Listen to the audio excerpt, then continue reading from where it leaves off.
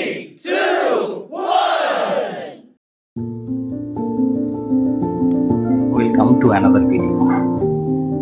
আজকে আমরা আলোচনা করব ক্লাস 12 এর যে ফোর্থ সেমিস্টার, সেই ফোর্থ সেমিস্টারের একটি প্রোজ পার্ট নিয়ে, যার নাম 3 Questions written by Leo Tolstoy. খুব ইম্পর্টেন্ট একটা প্রোজ পার্ট। তো এই লিও টলস্টয়ের জীবনী সম্পর্কে আমরা কিছু জেনে নেব, তার পরবর্তীকালে আমরা গল্পের বিষয়বস্তু বা লাইন বাই লাইন যে বাংলা অর্থ এবং টেক্সচুয়াল যে ব্যাপারটা আছে সেটা আমরা জানব।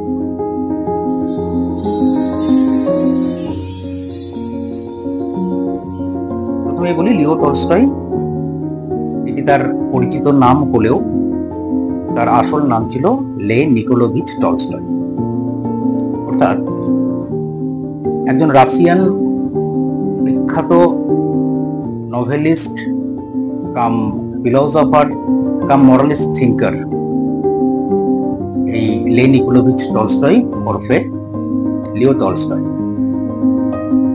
তার লেখা প্রত্যেকটি ছোট গল্প এবং উপন্যাস আজ পর্যন্ত জনমানসে এক বিশেষ প্রভাব বিস্তার করে আছে। তো আমাদের এই পাঠ্য 3 Questions গল্পটি তেমনই একটি নীতিমূলক গল্প, জীবনের গল্প, জীবনে প্রতিনিয়ত অনুধ্যান করার মতো যে বিষয়সমূহ তারই রূপরেখা আমরা এই গল্পের মধ্যে পাই। তো এমন একজন বিখ্যাত লেখক, তার সম্পর্কে 2-4 কথা না বললেই নয়। এই লিও টলস্টয় জন্মগ্রহণ করেন রাশিয়ার তুলা নামক একটি প্রদেশে, তুলা প্রভিন্স, যেখানে তার প্যারেন্টসের অর্থাৎ ফ্যামিলি এস্টেট ছিল।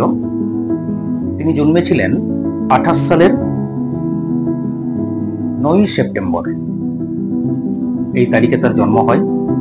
তার পিতা ছিলেন একজন কাউন্ট, নাম ছিল তার কাউন্ট নিকোলাই লিচ টলস্টয়, আর মা ছিলেন কাউন্টেস মারিয়া বা মারিয়া টলস্টয়া। একজন অ্যারিস্টোক্রেট ফ্যামিলির সন্তান, কিন্তু দুর্ভাগ্যবশত খুব কম বয়সেই তাকে অনাথ হতে হয়েছিল। তার মা মারা যান মাত্র 2 বছর বয়স যখন তার, আর বাবা মারা যান 7 বছর বয়সকালে। স্বাভাবিকভাবেই শৈশব থেকেই তিনি অনাথ। সেই অনাথ অবস্থায় তার দায়িত্ব নেন তার বাবার একজন কাজিন সিস্টার। সেই রিলেটিভস তাকে বড় করেন। শুধু তাকে নয়, তার আরো যে দাদারা ছিলেন, উনি 4 ভাইয়ের মধ্যে ছোট বা কনিষ্ঠ পুত্র আর কি ওই পরিবারের। প্রত্যেকেরই দায়িত্ব ওই মহিলা নেন এবং তাদের অভিভাবক হন। পরবর্তীকালে তিনি পড়াশোনা শুরু করেন। প্রথম দিকে বাড়িতেই পড়াশোনা শুরু করেন। হায়ার এডুকেশনের জন্য তিনি কাজান ইউনিভার্সিটি বলে একটি ইউনিভার্সিটিতে, যেখানেতে উনি মূলত ওরিয়েন্টাল ল্যাঙ্গুয়েজ প্রোগ্রাম যেটাকে বলা হচ্ছে, সেই ওরিয়েন্টাল ল্যাঙ্গুয়েজ প্রোগ্রাম বিষয়ক ভাষাভিত্তিক পাঠের জন্য প্রস্তুতি নেন। কিন্তু he did not actually excel himself as a good student. ভালো ছাত্র হিসাবে তিনি নিজেকে প্রতিষ্ঠিত করতে পারেননি। ইনফ্যাক্ট কোনো ডিগ্রিও তিনি অর্জন করতে পারেননি। তিনি ফিরে আসেন, পড়াশোনার পাঠ অসম্পূর্ণ রেখেই তিনি ফিরে আসেন তার বাবা মার এস্টেটে। সেইখানেতে তিনি কৃষক হিসাবে নিজেকে প্রতিষ্ঠা করবেন এই ভেবেই ফিরে আসেন। কিন্তু সামহাও তার ওই কৃষিকাজে তো মন লাগেনি। পরবর্তীকালে তিনি আর্মিতে জয়েন করেন, রাশিয়ান যে আর্মি, সেখানে তিনি 1852 সালে সোলজার হিসাবে যোগদান করেন। আর ঠিক তার যোগদানের পর মুহূর্তেই সেই বিখ্যাত ক্রিমিয়ার যুদ্ধ, যেটাকে ক্রাইমিয়ান ওয়ার বলে, 1853 থেকে 1856 সাল অব্দি চলা ইতিহাসে যে যুদ্ধের আমরা কথা পাই, সেই ক্রিমিয়ার যুদ্ধে তিনি প্রত্যক্ষভাবে সৈনিক হিসাবে লড়াই করেছিলেন। স্বাভাবিকভাবেই তার জীবনের মধ্যে এই উত্থান পতনটা ছিল, কিন্তু সঙ্গে সঙ্গেই তিনি যেটা করতেন, তার যে সাহিত্যিক কার্যাবলী অর্থাৎ লিটারারি ওয়ার্কস, সেটাকেও তিনি ডেভেলপ করেছিলেন। খুব কম বয়স থেকেই সেটা করেছিলেন। তিনি লিখতে শুরু করেছিলেন তার অটোবায়োগ্রাফিক্যাল বিভিন্ন স্কেচ, আত্মজীবনীমূলক লেখা। ছোটবেলা থেকেই তার লেখার একটা ভিত তৈরি করে দিয়েছিল। তবে পরবর্তীকালে, মানে মূলত 1860s বা তার পরপর তিনি একটা নোটেবল ওয়ার্কস, যেটা তাকে বিখ্যাত করেছিল, ওয়ার অ্যান্ড পিস বলে একটা নোবেল, সেটাতে তিনি হাত লাগালেন। এবং it was a Herculean task, it was a great novel, it was a very long novel, যেটাকে তিনি কমপ্লিট করলেন মোটামুটি 1869 নাগাদ। এবং যখন এই লেখা প্রকাশিত হলো, পাঠকেরা তো বটেই, এমনকি তার ক্রিটিক্সরাও অত্যন্ত মুগ্ধ হয়ে গেলেন, যে মানে all of them were overwhelmed actually to see this, read this. And তারপরে পরেই তিনি আন্না কারেনিনা, যেটা তার জীবনের আর একটা অন্যতম উল্লেখযোগ্য উপন্যাস এবং উল্লেখযোগ্য বড় কাজ, সেই আন্না কারেনিনা তিনি লিখতে শুরু করলেন, এবং সেটাও তিনি সিরিয়ালি পাবলিশ করতে লাগলেন। 1873 থেকে 1877 অব্দি এই কাজটা চলেছে। তো মূলত এই দুটো উপন্যাস তার জীবনের মোড় ঘুরিয়ে দিয়েছিল। অ্যাজ আ রাইটার গোটা পৃথিবীতে তার একটা খ্যাতি এনে দিয়েছিল। এমনিতেই আজ পর্যন্ত যত লেখক বা ঔপন্যাসিক রয়েছেন, যে কোনো সাহিত্যের ক্ষেত্রে, উনি তো রাষ্ট্রীয় ভাষায় লিখতেন, কিন্তু সেগুলো পরবর্তীকালে অনুদিত হয়েছিল। তো অ্যাজ আ প্রলিফিক রাইটার, যাদের নাম সব থেকে অগ্রগণ্য, তার মধ্যে অবভিয়াসলি ইনি পড়েন লিও টলস্টয়। এবং মানে সব থেকে উল্লেখযোগ্য যে বিষয়টা, 1902 সাল থেকে 1906 সাল পর্যন্ত তিনি টানা নোবেল পুরস্কার পেয়েছিলেন। এবং কখনো কখনো তিনি আবার সাহিত্যের ক্ষেত্র ছাড়াও শান্তিতেও নোবেল লাভ করেছেন। তাহলে এইরকম একজন writer, thinker and obviously philosopher, তো এরকম ব্যক্তির লেখা মাত্রেই সেগুলো একটা অনন্য পর্যায়ের এবং উচ্চ মাত্রার লেখা হিসাবেই গণ্য হয়ে এসেছে। যে সমস্ত শর্ট স্টোরিজ গুলো আমরা তার কাছ থেকে পাই, উল্লেখযোগ্য শর্ট স্টোরিজ, তার মধ্যে যেমন 3 কোশ্চেন আমাদের পাঠ্য রয়েছে। 3 কোশ্চেন ছাড়াও আমি বেশ কিছু নাম বলছি, যেগুলো তাকে খ্যাতি এনে দিয়েছিল এবং পাঠ্য হিসাবে যাদের গুরুত্ব অপরিসীম। তার মধ্যে রয়েছে God sees the truth but waits বলে একটা লেখা, 1872 সালে পাবলিশড হয়েছিল। এছাড়াও দ্য 3 হারমিটস 1886 এ, দ্য 3 কোয়েশ্চেন যেটা 1903 তে পাবলিশড হয়েছিল। রিপেন্টেন্স বলে একটা গল্প আছে 1886 এ। হোয়ার লাভ ইজ গড ইজ 1983। এরকম নানা ছোট গল্প যেগুলো তাকে বিখ্যাত করেছিল। তো আমাদের এই 3 কোশ্চেন পাঠ্যটা, এটা একটা প্যারাবল টাইপের, অর্থাৎ ধর্মীয় উপদেশমূলক, যেটা দৃষ্টান্ত সহকারে বর্ণনা করা হয়।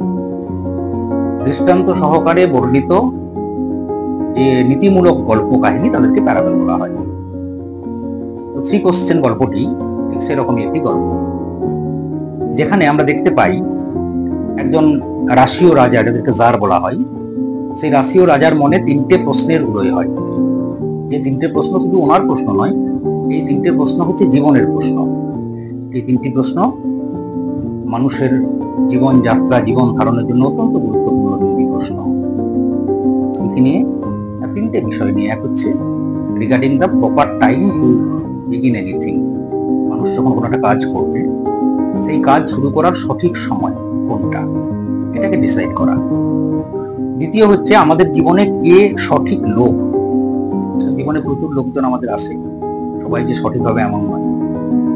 সেই সঠিক লোকটাকে চিনে নেওয়া আমাদের জীবনের একটা বড় গুরুত্বপূর্ণ সিদ্ধান্তের মধ্যে একটা পড়ে। কার সঙ্গ আমি দেব, কার সঙ্গ ত্যাগ করব, কে আমার জন্য ভালো, কে মন্দ। তো regarding the right people and obviously the last one, the right thing to do, the right action to take. The 3 questions regarding time, person and thing.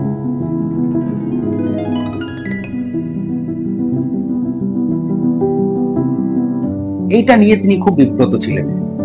তিনি চতুর্দিকে ঢেরা পিটিয়ে দিলেন, তার রাজ্যে যারা স্কলার্স আছে, ওয়াইজ মেন আছে, তাদেরকে তিনি ডেকে পাঠালেন এবং একটা বড় পুরস্কারও ঘোষণা করলেন। যদি তার মনের এই প্রশ্নগুলোর উত্তর কেউ দিতে পারে, তিনি তাকে একটা ভালো প্রাইজ দেবেন, ভালো অ্যাওয়ার্ড দেবেন। অনেকে জুটেও গেলেন, কিন্তু কারোরই উত্তর তার মনঃপূত হলো না প্রথম দিকে। এবার যে কোশ্চেন তার মনে অ্যারাইজ করেছে, সেই কোশ্চেনে যদি সঠিক আনসার না পাওয়া যায়, স্বাভাবিকভাবে তার কৌতূহল নিবৃত্তি হচ্ছে না। তিনি তখন ঠিক করলেন যে তিনি একটি সাধু বা মুনি, যিনি তার ওয়াইজডামের জন্য, যিনি তার ইন্টেলিজেন্সের জন্য খুব খ্যাতনামা, সেই রিনাউন্ড হারমিটের কাছে তিনি যাবেন। হারমিট কিন্তু অন্য ধরনের একজন মানুষ।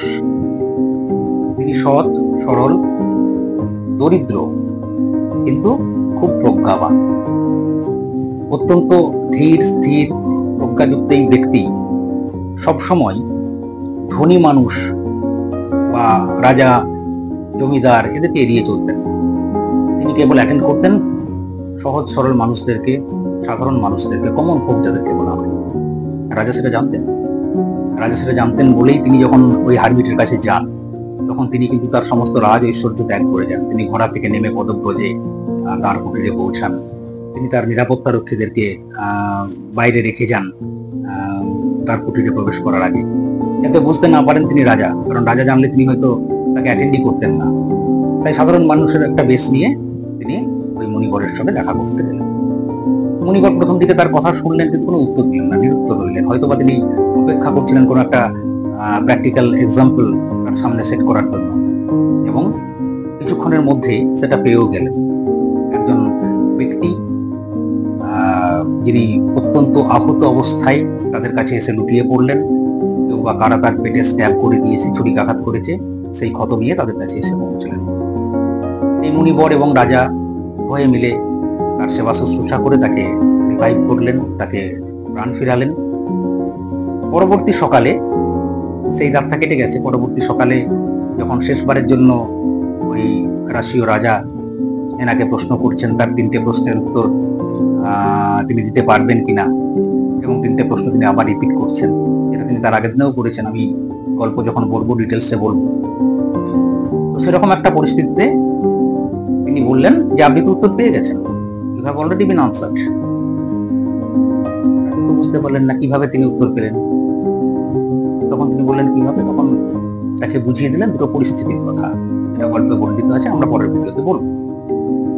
তো সেই পরিস্থিতির সাপেক্ষে সঠিক সময়, সঠিক ব্যক্তি এবং সঠিক কাজ, এটা ডিপেন্ড করে। কখনোই একটা নির্দিষ্ট লক্ষ্যমাত্রার উপরে জীবন চলে না, সময়ের সাথে সাথে সবকিছু পরিবর্তনশীল।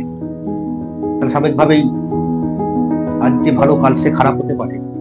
যাকে আমি এতদিন ভালো ভাবছিলাম, সে যে ভালো হবেই, এটা সময় বলে দেবে। স্বাভাবিকভাবেই মানুষ চেনা এটা খুব গুরুত্বপূর্ণ একটা আমাদের কাজ।